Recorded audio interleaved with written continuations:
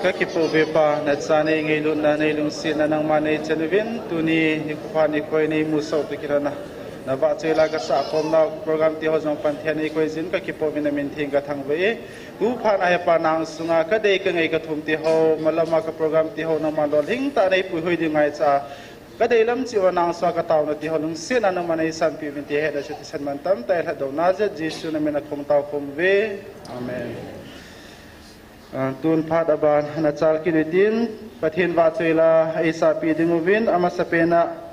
nu thi thim amang ki gut piwin tin aman hin sa zo zo le nu ki kim pa ku ku golang lalmin hau aban manang ki tha dingen ama ho phat khin pi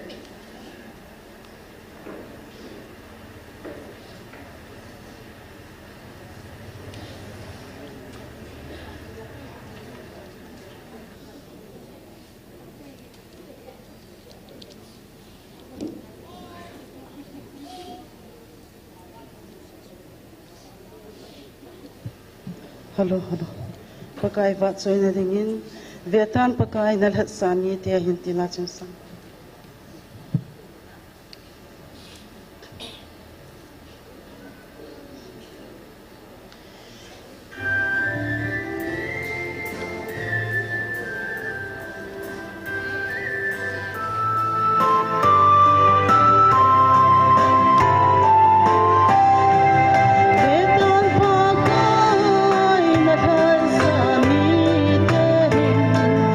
Itin ka chonda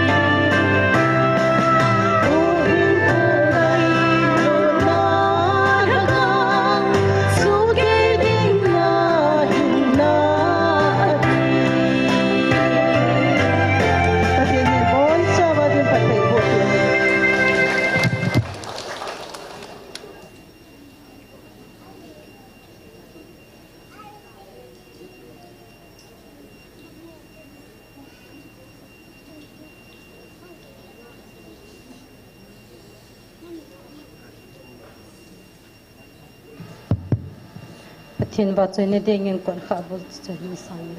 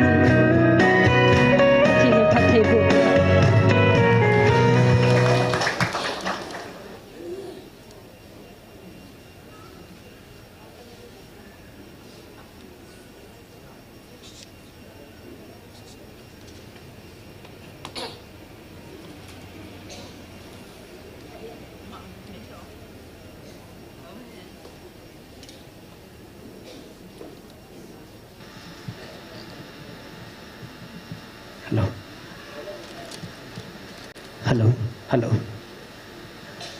Amasan kita pang phat pha damna epiu pathin thangwa na ka hin pema sa in ke jong pathin damna APA pa kaiwa chei thi nga pathin damna AP jina velem pathin ka thangwa kinin tunia pakai wa chin nga ka hin sa don chu o jisu tui hing lui na hi ti chu pakai wa chin dingin hin sang he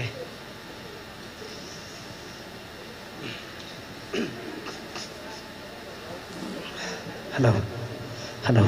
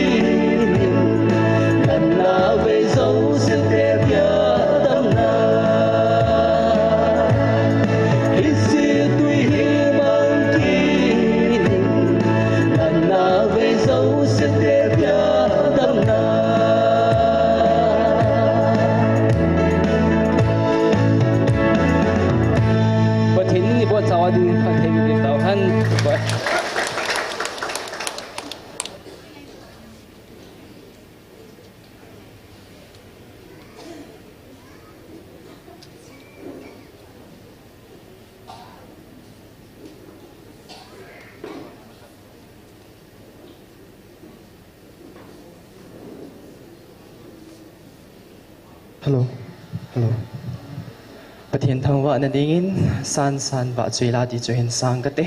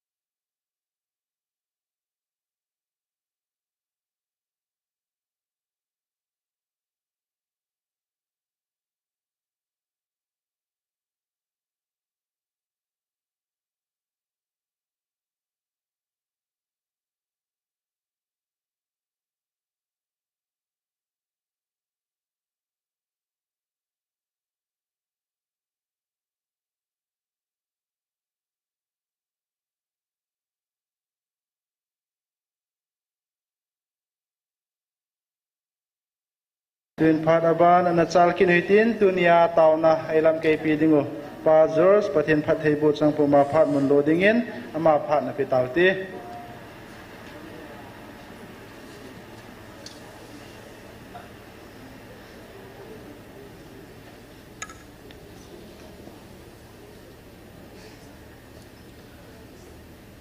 Amasan hun hoi hun pang pia mangpa Jesus Christ min nabon un chibai ka heng tual he ki pa hoi min tu ni zasagi le som ni le thum tan thum khom thei dinga mangpan hitan changa damna teng pia zen ama patoi na sang pe ni piao hi ka ki pa ma me ya tunen he na melu ka mul le zong hi ka ki pa ta ka nui me ya bang jai chi le hi kum ni wal sorry kum ni ching ni ta mo ki taw khom hi ta hin hi naw zong ki thei ta wa ilung de lam zong ki thei wa i melu zong ki thei wa hu chau hi lo he pan zong van mi ten zong mel chi ta ata te hi ta zen hallelujah mang pan tu pira ta hen ei te choi ki he choi la van mi ten zong i melu ang chi hi ta ya hu chau hi lo wa vana itan ding zong kisu sela i het wi ta ya ahing laya hepan itan ding chu ahing sei pi hi tai namdang te to iki hit nau hi to tung zo hepan a sei namdang te to iki hit nau hi chele mi khadin namdang ten pathian hi atta sana athi tingle ahagaw ko hepa ko ma tunga hen hepa pathin ko ma ahi wanga e ho wang pathinin ahing laya itan dingu het sa nami hi thousand pathin ka thang vai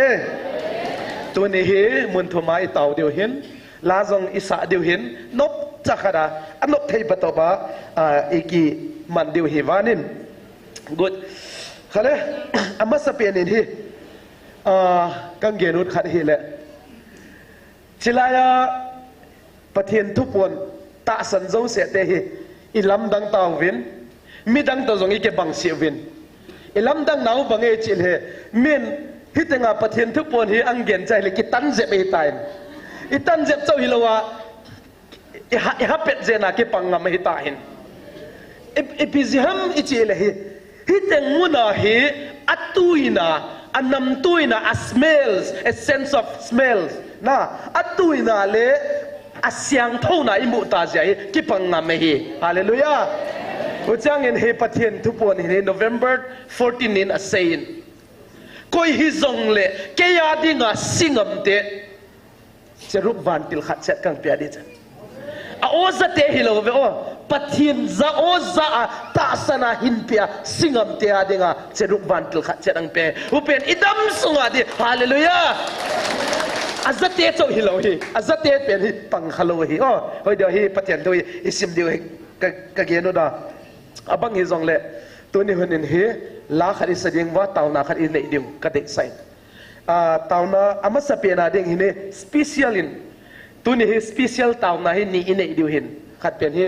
general tauna nei ding hin amasa pen hin special ai tauna ding hi le thlachatia digi tau de thlachapi thlachapu le tangwal ne grobara ding le ain sungmia ding i tau de bangjein chi le tu ni hunin hi inam wa pathianin ka ki pon theina di hlachana nei jem ki paw ve na ti kalung leina hlachana nei jem zo ki paw na ti amo teni zalin hi tuni tanin hi hagawa gilwa na nei ta zen pathin ka thang vai hagawa machal na nei ta zen zo pathin ka thang vai hu chau hilowa ton sot hinna amo te nung zui ding hitawin van go lu ding le van na jong ki tol lu dinga amo te pai masa anung zui ding ta zen hallelujah patin ka tang ve chang in he to ne he amo jong mi hinga yuvin lasatem ha bange lasam the yuvin ta sao me hin la yuvin itaw pi uchu tu ne i bol the pen me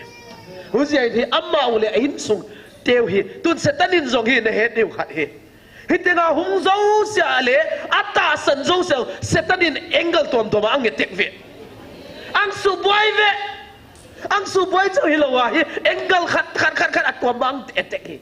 ang zolo le ahat zo semang etek hi ingai lu ta zong ei do de ngam kisai in sunga zong ingai lu ta hi tu ni hona ita san ki bang no lowi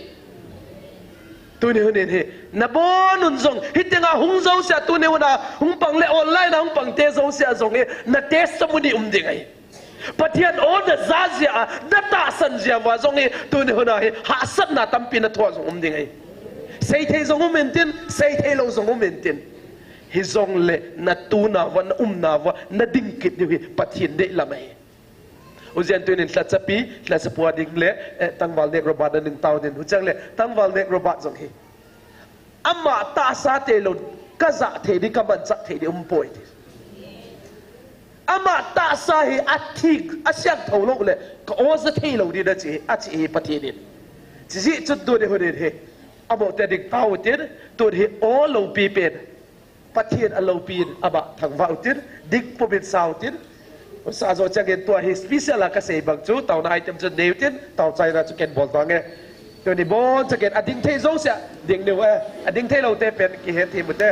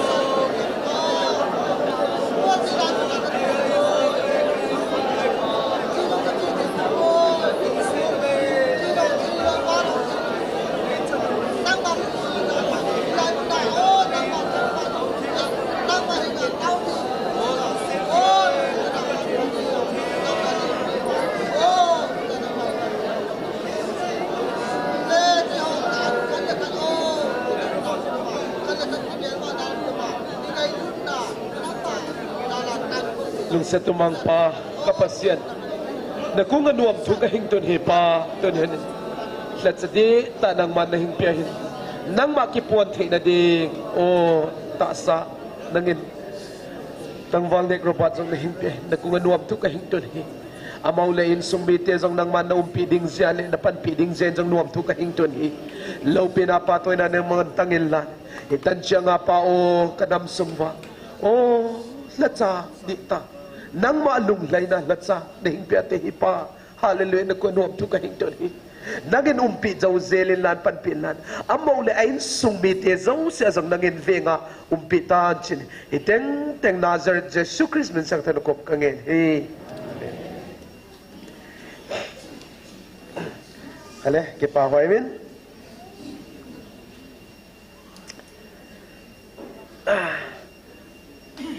tu ni hunin he iham phamong monguvin pathian di ta inevin hingzing hat chong nung pathian inevin leng ho zo se leng pakai ho zo se pakai pathian di ta inezon hallelujah pathian ka thang ba email mateu pathian zong ho pathian a hin tu ni hunin he I pathian hi si nain zong akan zo lo pathian a hingzing pathian inewi pathian di tai nei teu hi pa tu ni hun ka ki pa hi no zong na ki pa chet dum ka ging tai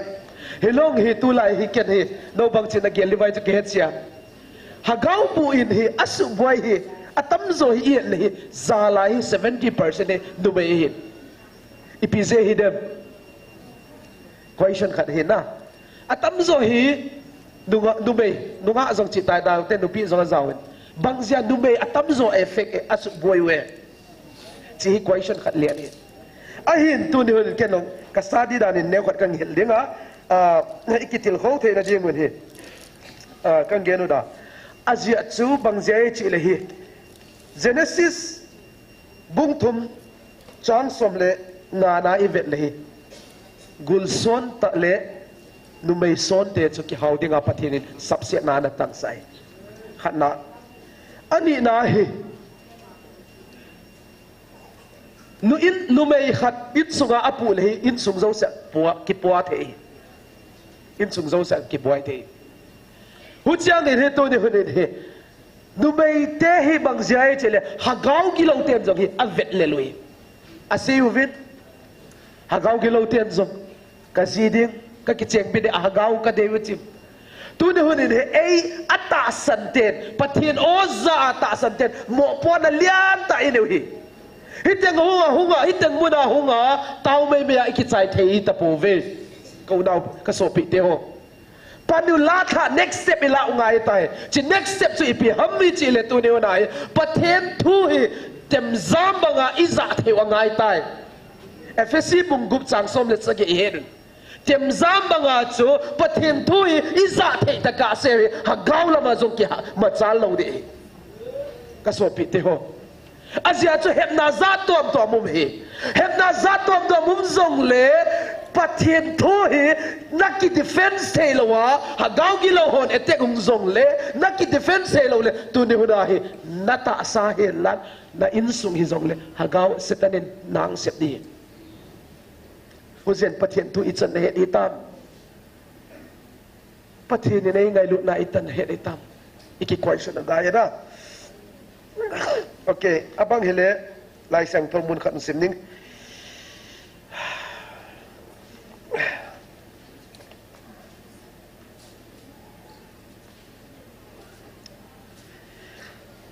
First Corin bung som le thum chang lia padin chang gyat tan sim ning First Corin bung som le thum chang lia pat chang gyat tan imu taw le sim chat wa le it nain athwa zawa anun nem hi it nain athang se sia it nain itna akisiel sia akiwang sa sia agumtat sia awai ham sia alung tha bai sia silgilo angai to ngai sia dilauta akipa pi sia hinan le thuta akipa pi zo hi itnain silzo se athwa siama silzo se agingta a silzo se akinema silzo se athwa mol so hi changgetna itna abengei sia hinan le thumang wanga gen te umna le abeiding hi ham thei loin ahing top dinga theina te umna le ahing mang ding hi mangpalai sang to sim te bon wa ding gwal zoi sailan tutung choi lo he pan hi ahung vil na hi at sei tu pi pen hi ngai lut na hi ikikan khom deu apoi moi he pan jong tutung na atupin ang seitan kachate no ho la jong ngai lut na hlasam na lai ve ti ki question ngai hi len ta hi achile tu ni huna hi hagawa hi uso pi tawin eho ka azong hi ngai lut na di ta ine nai lo hi iki ine hidam ti iki vet thau ngai na din munuk bang to bang din mun bang ko bang condition na no mai chi iki het chian ngai ka so pi te azia chu tu ni mi hing khatin ngai lut na hi aneya hi le ai ngai lut na chu abe the hi le tu ni ngai lut na di ta lo pathian in zonga sein tu ni honin ka ngai lut na hi yes ka ngai lut ka chate ka ngai lut na hi no hwa ding asing sele atling sele pathian in angi na hi atling sele tan tu ni honin hi ata te ding ni til tam pi zongang bol sa ta ang bol sa cho hilawa hi tu ni hona hi igalwa pa zongang hui ding tan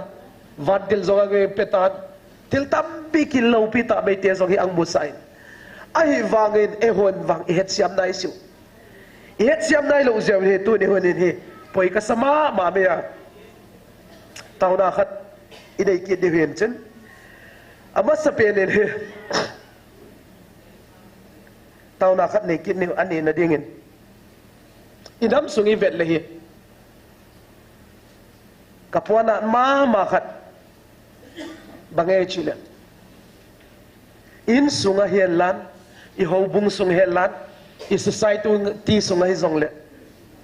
hagaw mang thang dingi atam na laye ka so pi teo veo vin pathian thu I het wa I thei wa kidei hi kitam nai lo ka gel zong le ka puan nai mun khadayum zong le khat ki gen sia ki dem na lai ui banga ki ke to anik lai ai la pathian di ta hing zing di ta kinai ki chen tu de na pathian di ta kinai ai wanga pathian inei wang wa hi o ki hing pi nai lo ki tam hi enun ka so pi te ho igam sung ye le I ha sat danu zong imu kham na the ala ki bola ki tam deu deu mai gen the na ha sat da tap pi thove hu chau hilawa hagaw bang thang ding tam pi na lai nam sung wa hagaw bang thang te adinga I tau deu ka de sai ani da hi tu ne ho da hi ta san ta te chilai mu na ta san ta te hagaw ki tu hiu hi itupi danu hitenga humzo se ate itupi danu yet le I hagaw hi atupi dan pathian zonga seitan van le le sanga hi hagaw khat aman tam zo asei achi le hagaw ki lo ten zong hi chilai mu na hi a hagaw ngai adei chat zia chu thokim na zong tho hi la chapten ne a halo hagaw me a halo a tho dil zong he ai wa ngai sat je wa adei je wa hagaw che dei je wa tho gim zong le hung ang tho thui ipizem chile I hagaw hi atupi tu ni hone ne pathian I hagaw hi a I pian he ka so pi te ho ama sa pianin hagaw mang thai ding ithum ding wa ani na hi nam sunga ngai lut na apung the na dingin tawutin is bizem chile is nam sunga hi ngai lut na hi atom na lai ngai lut na di ta hi pathiana a ko na hin thil danga him lo pathiana ko na hi ngai lut nam lo le a thing zo lo hin mi him mi na bol tom sot dai lo hin ngai lut na hi hu zen ngai lut na di ta I nei the na ding zong I taw ki deu hin athum na hi pathianin thupi tam ta nei vin nagamu su thingo vin jong thupi khat hin pathianin thupi te isu bu thing the na ding wa pathian ko ma I taw deu hin ipizem chile tupi tam tam gal sa de mun zong pathian chilai mo na hagaw gal sa de watin mundang azong itaw the na ve thil tampi he se na ve ai wanga chilai muna gal sat na ding muna pathin ang tel pi hin chizong het a he siam dai lo tampi ma hin utia zong ng itaw di hin at alina hi inam pum piwa pathin tupon hi ita san the na ding itaw di hin ipiziam chile pathin in hi tu asei tain tu nen he nanam pumpiu na nanam pumpiu nei ta sanova ka tu pe na nin tengoi bole nanamu pa banga kalun sa di hi achi hin he pan inam pumpiwa pathin o hi iza ita sanu ngai ka so pite ho chi chu ata san theida di ga agoi agena apong za di dang le ke hiu lo ha bo bit question khari dong le di se le kik tawa da chi chiu ipi thu da se hab bang thu da get voi chile ida pathian thu wang ka gai je ve dai wang ka se di dan ka he te po dat le he dum le huk zi gu vo da i chi hun he dol lo an gum de ke ta hen hoi dewa i he chi ro ngai ta e i se the wa ngai ta ka so pi te ho azi chu tu de ho da he dang le ke i idam sung pum pi wa i puang za lo le ko ye puang za ding nang le kay mo po na hita hito ni wala na dai sui dai sung ko ba the family the hyang sungai da gedu agay ta ka sopi te ho ahilla da nampu piu ka tu pe da ni lo lai se wa da chung wa phat de da ka koyu ho da da mu hi ki tuk lo di ga hi che pathe tu pe in dit lo lai se wa i da mu ki tuk lo di ga hi he pat chiang da wa ge re chỉ chuyện tu để hồi này atain pathiana đi gin pathiana ga kitulu đầu tiên lá khát sân điều mà làm cái hồi lá khát tiền sau lá sân điều đình bộ bên sakit điều chỉ poi lia cho itau điều repeat kia đi cái hagau mang thang hoa đi cái itau điều idam sunga gai lut na apung na đi cái itau điều chỉ tiếng lệ pathian thúc pe pathian tu pe isu buling na digai tau degu alina idam pupi wa pathian o iza wa ita san the na ding wa tau de to di bo do dingu den tau sai de chuken bol ke tange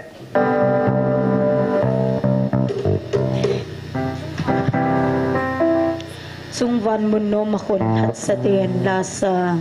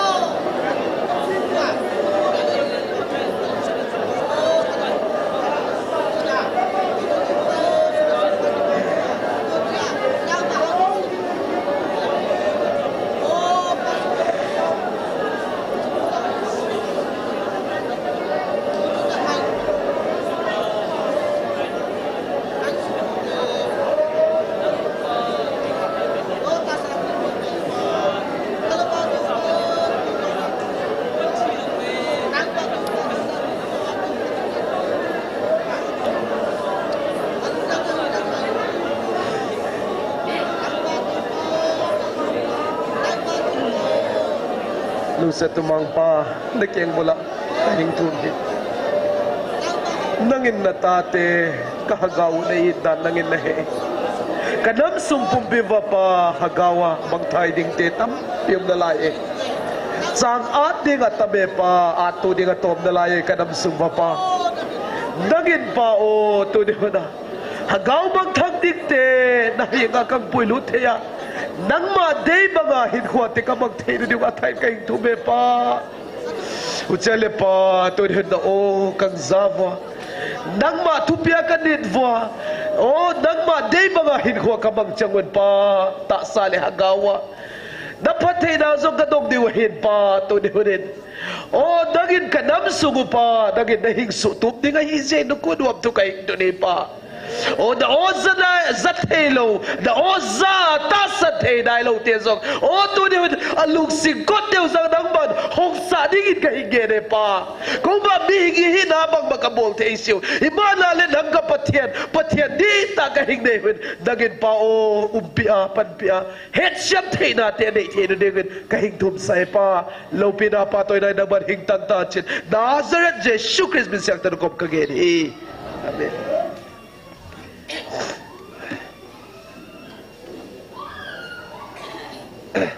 Kipawaimin abana pa ito niyo patian law pinazong imovin izawin kale to niyo ne patianin he eho mihing mo he ang idan he Genesis bungkat sang som ni legu apa din som ni lekwai ni moving alima bela ang siam at ahin ahila iton set zewen ibigila uzyawen he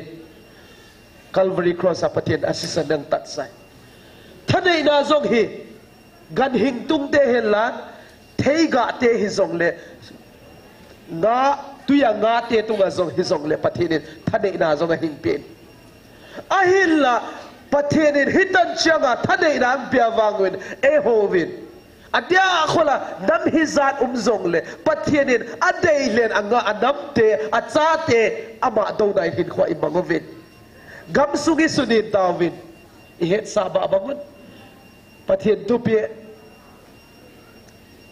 laalian pirhit patien daw na inay gam tawin patien oy ahgawa ngay lutang vin zong itay tom na lawin ahilla tuni hunin pathian o izava itasarva ihin piu hituni hunin hitan changa o he pain o izana va pathian thu izana va ihin pina va he pathian e ho hi ichunga alung lain pathin kathang va e katupin din a hagaw me ti ho tunga kalungan lai ti hin pathin ni hitan changa hingma puite igelsen thupi ka sain pathian lo pina tanghelan question kat kilom nin July hasungay ni hepan hi niveng velin niveng velnahi yes patien lau pina kimbuena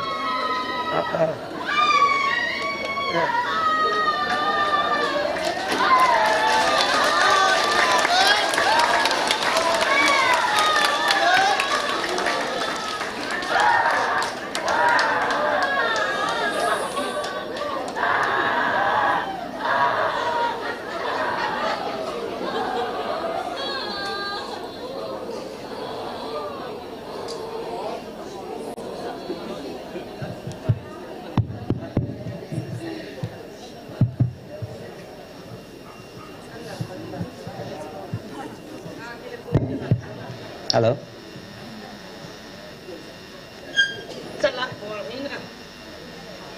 Hỏi chị ta cái lẹp sao? Chứ cái lẹp mà chị là sấy đỏ thâu thâu hè. Nó cái lẹp cái đam. Bây giờ nó cái lẹp không? Hả? Nó thấy đỏ thế à? Nó cái lẹp rồi à? Con hết bèo ta rồi là nó cái mình bèo ta rồi.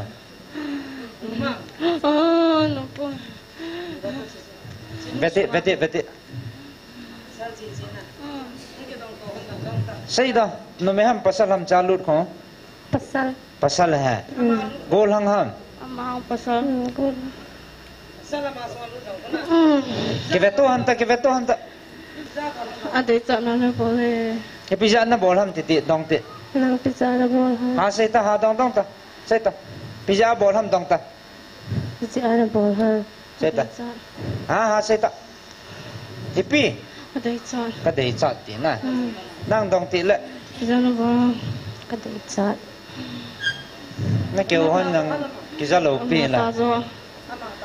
cao hoa hết là thiên hoa nó để mong mong hả nó để với nó hạt rồi nó với nó tạo ra cái gì ama ta zo mà có tạo rồi hạt sắp bắn là lại à hả ô lo là nó ham mình thằng ông nhà căn hạt điêu ham lệ lệ ai ta cho nó hạt tiền theo hơn rồi dong ta tu chân kinh nghiệm dong ta bây giờ nó để cho nó thế thôi nó bỏ ham thế thôi dong ta kinh tế dong ta pizza na bol ha đón bớt ta nè bây giờ nó bỏ ham kadai alia dong ta pizza na bol ha kadai alia pizza na bol ha kadai chat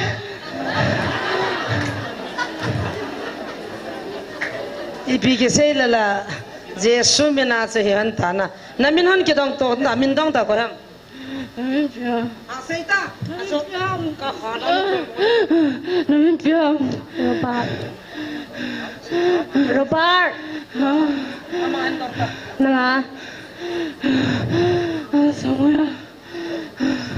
Robert la Samuel in Mary la mal tha pe nal be se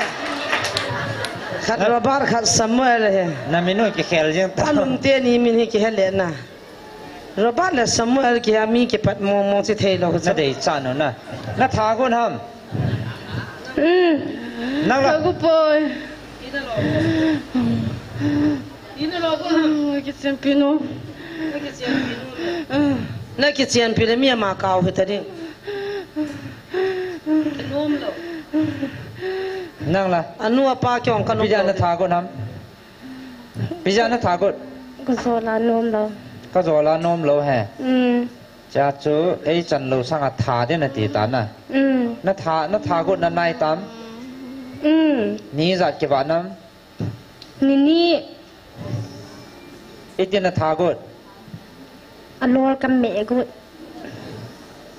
Robert wang na samong mong lo nó mẹ anh thà đến à thì sẵn thôi nó chó mà hỏi lại nó xuống là gì hả oi to adi ôi tôi đi nó cái này ở chỗ nào là khô không khát này không nó cái này vâng nó hè lắm Ka he la nom lo nó hè là nôm lâu nè Kita bigo Mati pale Tersangkang pale Tersangkang pale thế sẵn Dia kang chai Taka zole hapta khat zo khat nu jinga thiding khat hapta khat zo na ki wai na ve na minu ta chu ka ngai nom cho Robert la Samuel nom na sa ji wam cha ki wa min ho na ki sa ji he na ki sia ji na pathin thwa na ki sia ji cho na thagao min hi nom ji wam he la he thei ta lo na ka hi nom ni la cha ji wam ki wai na su mo no Lagi kau la thanu e ha Lagi kau la thanu e ki ko pho mong na thao nom thagao mi na hi nom la sa thu se na thao nom na ala na ki hian wam da mun na chi du he a thing lo ki chiang ji tong noi pra thing a hoya phalai lai na tuk ju he Siya na kau yang ko puino e thagao chu na pui mang nom mun na ta che te ni he kanau te ni ji shu me na ka in na pui the nó thô dâu vâng na pui the ngân bol kết điều ha nó ngã điều không nó ngã lâu điều Mana tu Tengah tu betul chung chung lang hen be bo la chung lang hen be bo thakau me beta sen he thakau me hal tau te a en thana ma chi se sa le le ka hal li dan deu tam alo to he ipiam mo na men dawa chung lang chung lang cha beta pina mo dehan ta chung lang pina mo na beta chung lang beta pina mo pia ma Yesu meni beta thakau me pina mo beta beta ta beta na min hana beta na min olsan hana beta Yesu meni beta ipiam ma beta ha thagao me kam mo amen thagao me ki ti lai ta he to ai nam pin thagao me ti kong lai ta amen amo ding na ha in tu zan zong chun go ha zo ahung zo chun agim nei ta hung ki pon thilate zathum wal ahung ki pon cycle langa panin life phone apanin mi som ni nunga khat that go bin thila som nin hi chong chum man in amen chilai muna nunga kha ong chu thila zathum wal hung ko no abon wa Jesu mina ki hal le ya chu zan ha chu tampi dam ding he je wa chu ahung thelo na ding wa go chu sa wa chun ahung tho bin pathin dam na pe ve hitia hi alama asuna jana thilate I thau hi athila leng ga mo hi kili ngai ta tu na lagao mai ti he tho nei poya I thasit lo de wa je chu nagal bolu ha wale tu mei thali choi povin bomi choi povin chiwa mi thilungai tawi thilate na tholal pe ne nagamu hi lagao mei in asatan na jong a ha tai ti we hita hin na bol pe la kaleng gamu ki chai gam dai tan tampi ki chai tai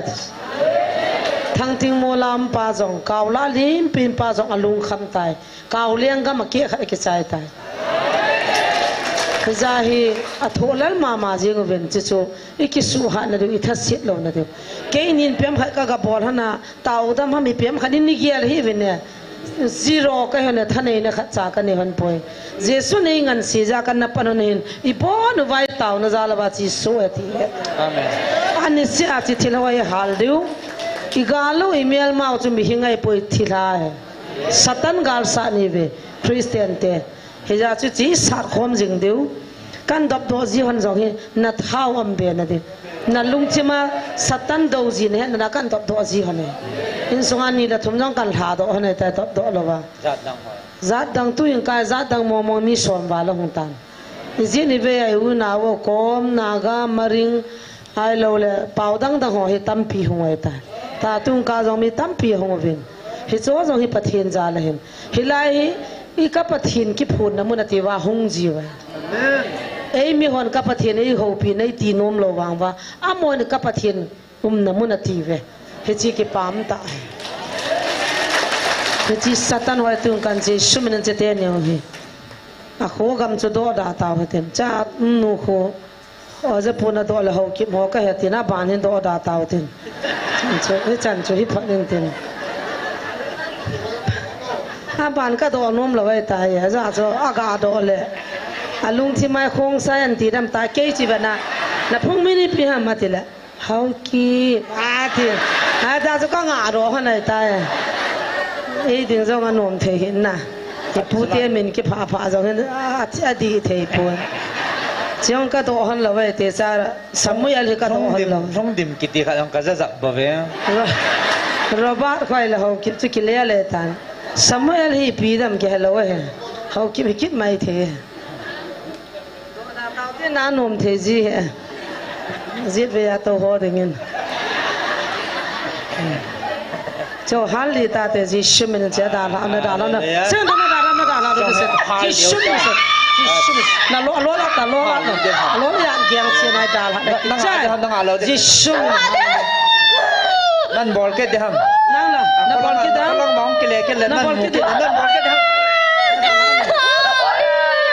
na da lo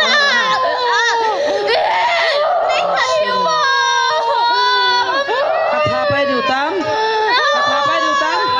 na chinom tam ha na chinom tam na dal ha dina dah lama kita. Kebetulan tu yang dah. Kebetulan tak khabar Nak kebetulan. kita nak, nak kita nak. Betul. Bisi mau ngak. Betul. Bagi cepat. Nalung si nam. Nak cengai lu nang kau si cici nak hanjalan ni cengai lu nang. Lupa. Cengai lu lo. Nak kita nom ke lo. Nalung hang lo man nan sei do cho. Nalung hang am. Nak kita thei lo pia. Kan mat no ta za kot phung nang lu na kan mat no ta sa ne na. Na zam do them. Na zam do them. Nak kita them. Betul. Ai ha. Bagi cepat. Nak kisah nam. Ha?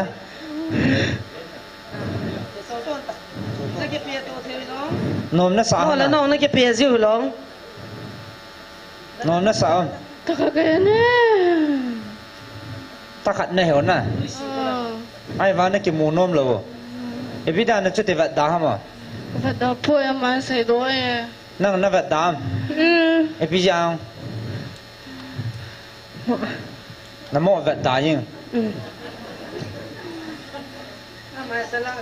Thằng ông mình dập cái này nè Samuel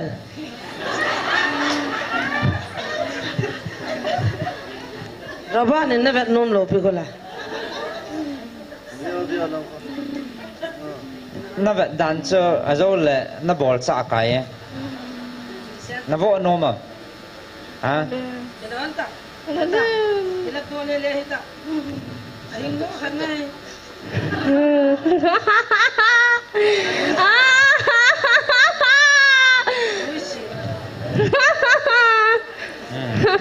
Kita jap dan he na. As ke hei mang tahan.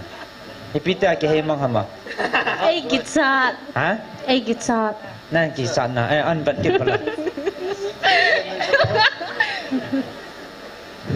Na vat ngam lo ham. A kisah. As an bat ta hala. An bat ta hala. Na kisah na. Na vat ngam lo pe ko. Kita po. To kalang en mi pat le hen te ta. Tu kami pet lele ho. Amai chung dan dan. Amai chôm đan đan á Na ke ba chan han ne. Nang ban I chung hi lo. Za zu lo. Bi ka za cha pi de. Nang zai ki man. Ke za na ki man chu pa chu la.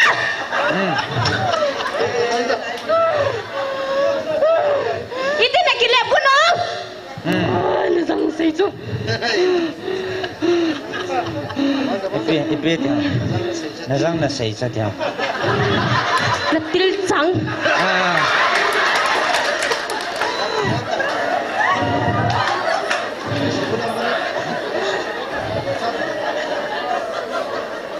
Na jang chang na til chang han ke ti han ta hai. Tu kal mi pat len hen za cha na me o kaw so de na sumin se ti tang hil tang na han jap na. Tu kal mi pet lele hoi ho ka so na sumin si e za chan me pet na ti om he e.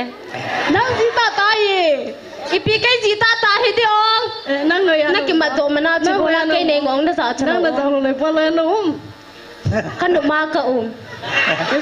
Ipa le no um ha. Kan du ma chu chu nang ko ngai lo. Chu chu nang ko ngai lo. Kai ki kho mang kai bo chu. Bolaถ้าเขามีโหลานั่งนักกิขอบคุณน้องนั่งเก่าเหียโทกระโทษสิละนั่งกิหากุมนาดีละก็กิกุมนาดีมจ้าก็กิกุมจังเอวฮีตาสร้างอัตานี่มาจะกิจัดอยู่นี่สามก็กิจัดเราเปี้ย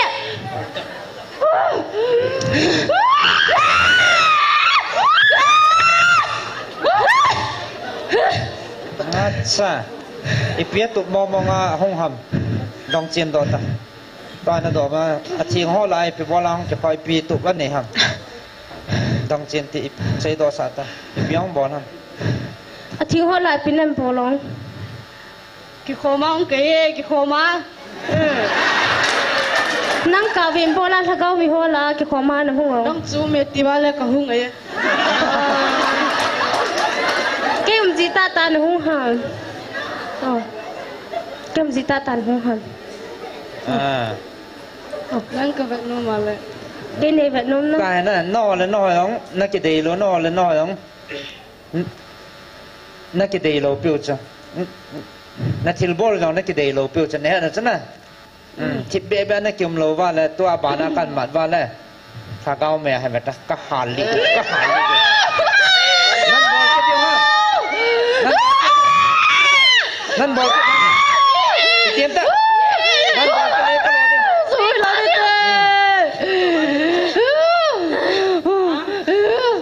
têนักกีฬาปีกฮอลตังเดียวเลยเห็นป่ะเทียงฮอนั้นสูบไปเกิดว่ากันหมดตอนนั้นก็หา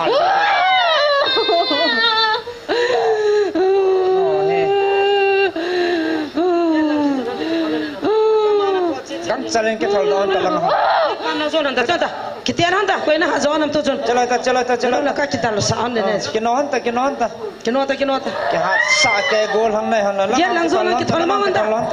Ya dar kitol nda. चला gangta Ha. Kitol. langa चला ngang ke thol lo le nak ke nom sot wala kan nong mat deu chong Kino hanta. mi hitia he na pe wa ti san na chot wa go chi su na la yeng on na chalo le ta chalo nan bol kit deu ham ha Nonta. Salga nonta. Kita no hanai ma.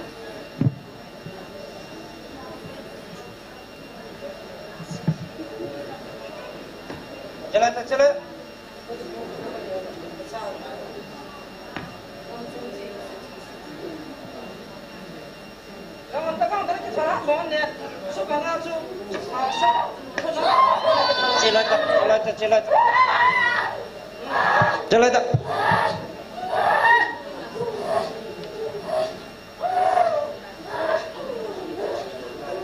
nôm nam ta chong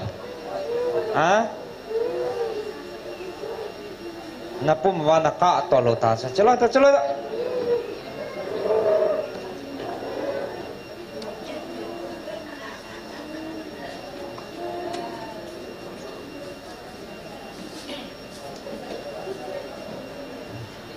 nonga jong gol hong ki chi thei tan ngai tai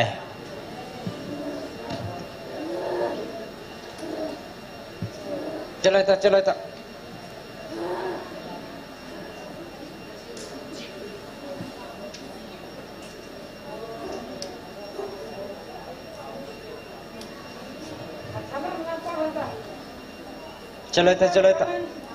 kithal se ham ta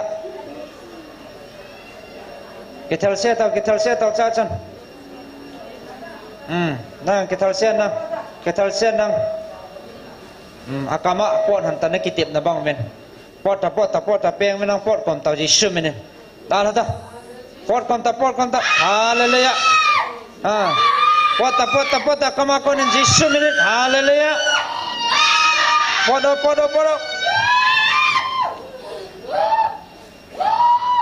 oh sheesh men praise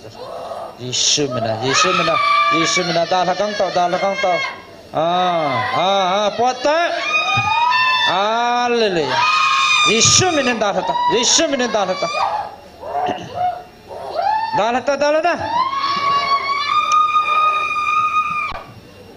haleluya khot bengote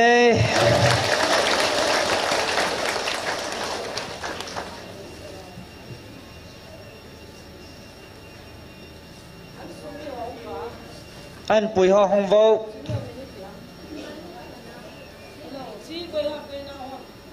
anh bùi ho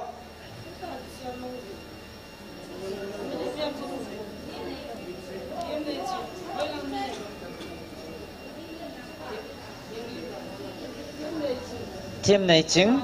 hình liệp là apa na ho xin này kim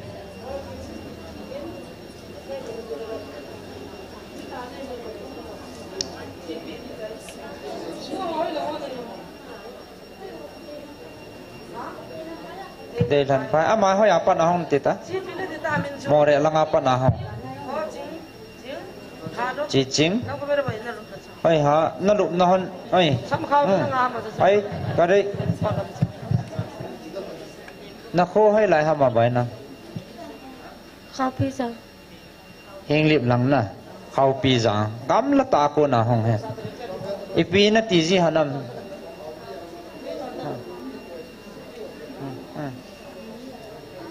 khau pi za nga ko na as ko si na ha hon ta la long si sa nang la hoya ko na na hon bai mò này lang anam ham nam ina ti jiu ham nang ina ti jiam ha jiam ipina tholar jiam noi na ji adang la ha sa jiam noi tan na dip nang la napang beitam vehan ta anat na che vehan ta che bol han ta anat len se han ta acha dam tam nang ana dam tam to han nang kha ve ga ding han te ding han ta iten no nga lai ta go si na hanam ki chom han te la nom tam a tha han be na lai tha de nga a bo lai ya chana to nen hin khoman tam ta ni adang dang jong hin pathinin a tha na gar zona e pi wa cha nau te ni hu do am ta zin pathe ni thang wa ve hallelujah hallelujah ipan la na wa thon he poi pon tho jing o te Praise the Lord.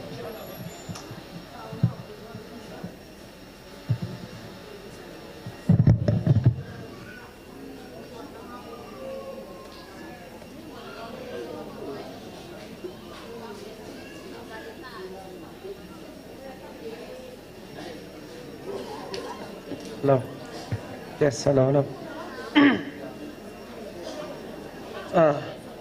Pathian lo pina ki muin ki pa hoi min. Tu ni he. La chate ni pathianin aza zen jong mang pa tu pina ta ke lan. Ki pa hoi ma no bena. Pathian lo pina I mu teng la ilung hlai na. A cha te ti ta hi ziawa ilung hlai na khat chana. Hallelujah. Ki pa hoi min tilpang kim hi aga ina poi a result ina poi min peace say jong le a result pen aga pen imu thea ne thea hin thea dam the nai tang chang ni koi man jong min gang zat gen jong le a kho poi hallelujah pathen ka thang vai pathen lo pin tang ta hen tunen he ni zasagi val itau hitain 700 val itau hitain itaw na ga utsu a rizalum hile kisha dai thei chu na ni si le ikun kun chu a hi wang ha a rizal pa chu ipiam ti le tu ne na setal lengam chu ki hit ta ki long ta hallelujah ai kam sang wa setan zong hi thim dei ta lo pathen ka thang wa e chi chui pi si ha mi chi le ha ga me iti biang kang iti zi wa hi pathen ne tu ni tan changa eating pe wa ha ga ka isa thewi pathen ka thang wa e hallelujah til isaka ya he I bang madanga ki som pi ding poi pathina ki sungwa pathina hi hin khoti tai mangule pathin jong ang mang cha de he in tu lai til khadang ge sot nai again wa chilaya para teta eta khomwa parin kau se to hagaw gilok teng aleng al achiwa akithange atam de we chi jong naza din ka king cha de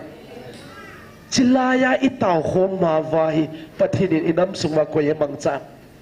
atam zo hi thimpu ko ma ki chi hi lo ham hlasate hi tau thei de ga pathin thau nu de le pathin amang cha thelo inam sungwa tam hi la doi le kau ten zo ki cha lo pastor evangelist tam zia chu tu ni na let's abelam te ki pui hi lo tu ni na pathin lo pi na I mu chang lo ki dem kit na lai idam ki du lang ki za cha kit na lai ki sel mang na lai tu ni hang sang dem pangun christian se pai te hang san de wai pang de hi lo ha mo Iwang phan naw I ham phan naw tu ni pathin zo a sei ta hi lo na 31st July hin pathian in hi hagawa hung Vietnam hin mi hampana hi ve hi 9 times a sayin 14 July hin tu kumaya ka say no 2025 hin 14 July hi zong hi pathin in hi e ho nam hi mi ham pha na hi ve ti ku ve sei ki 9 times a sei ki elo chen pathin in hi ka chate ka ngai lut ka chate mi ham pha na hi ve ti a sei ji chu ipisia ham miti le tunin I ham phat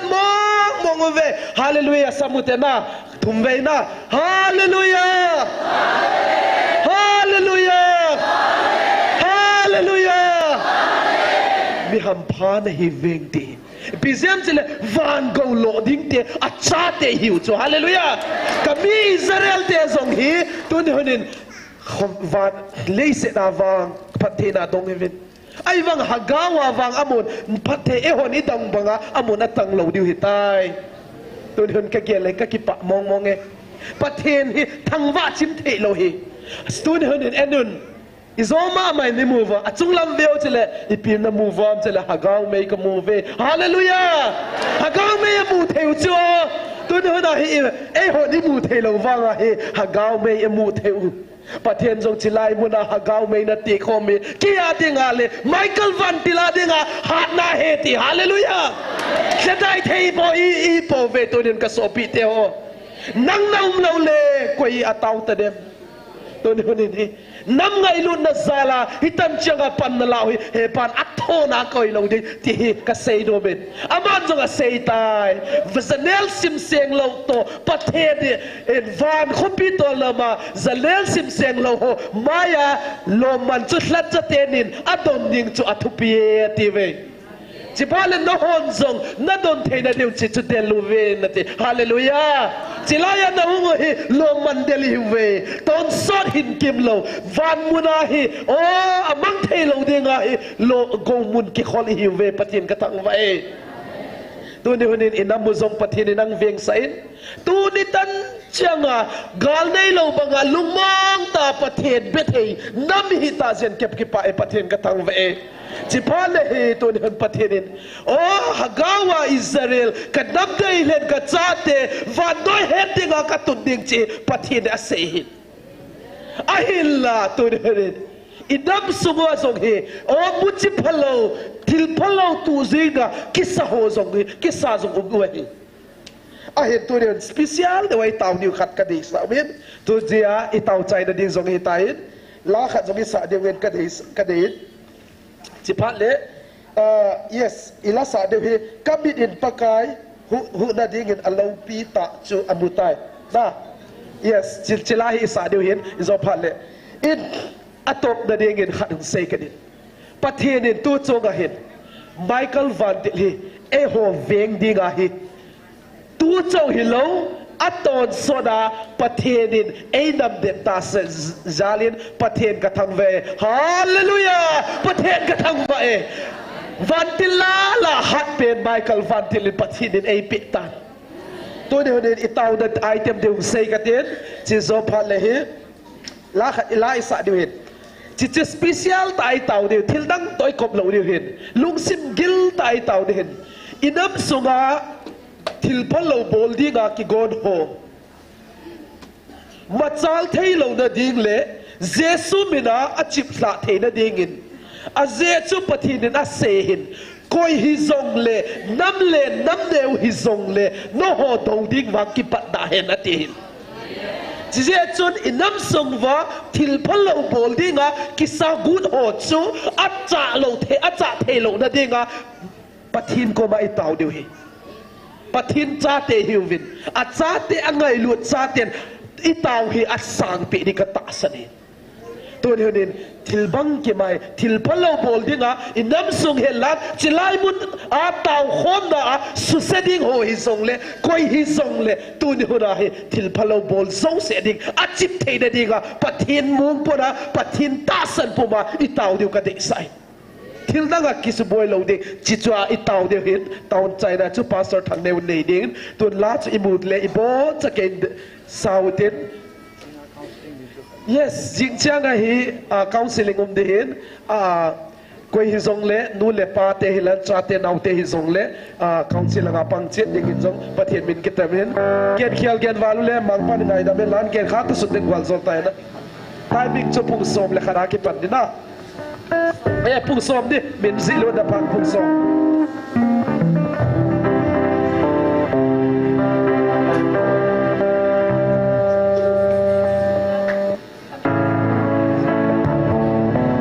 kami nin pakai hong na ding low pita su amukai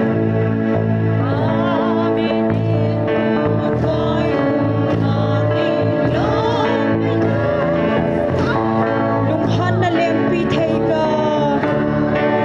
ki khola chu chin ngim ding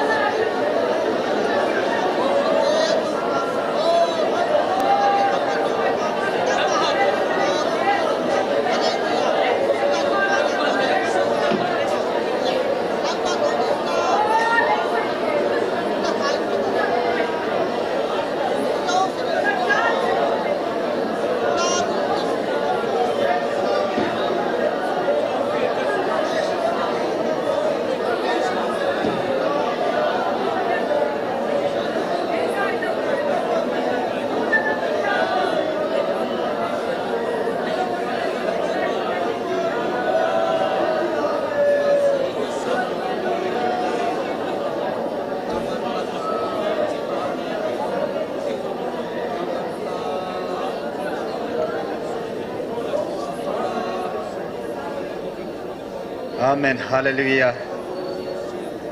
Jing ko counseling ading song pakai na kel ngoi ba mang tam ta nang ni himpui kompi devin ka tau be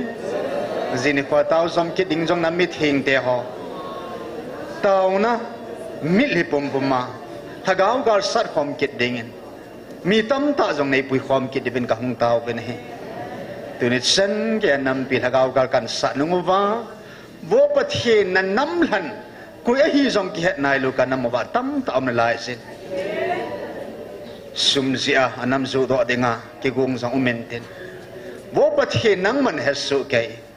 phula chu nang ma ki nahi je nang ma ku akal han ve nahi nang man thu hin tan ta in o na lat sa ho zong nei sep chilovin la lat sal hem lat sa ta nang in ki he na hin sem wo pathe nam ngai lu di ta nam lam kai nang ma tun le amma ki tung ho zong hin sep khanin lang ka nam sngo mi thing ko ya mi bu hiam ko ham nang in kel ngoi kel ta zong pakai nang man nei sep khan devin ka hong ta ke ne he a je chu pathe nang ma hing jing pathe nei kha nam ka hi ta je ben o nang man nei su chilovin nei sep chilovin nei li thing sep devin ka hong ta ke ben he tu ni dama tau khom nei zo sa no ke pa thu sein mai la ma jing na pan pe na ngai sakinin ei ngai lu pe no ka pa kai de ta hing jing na jo je shimenen ka hong ta khom be amen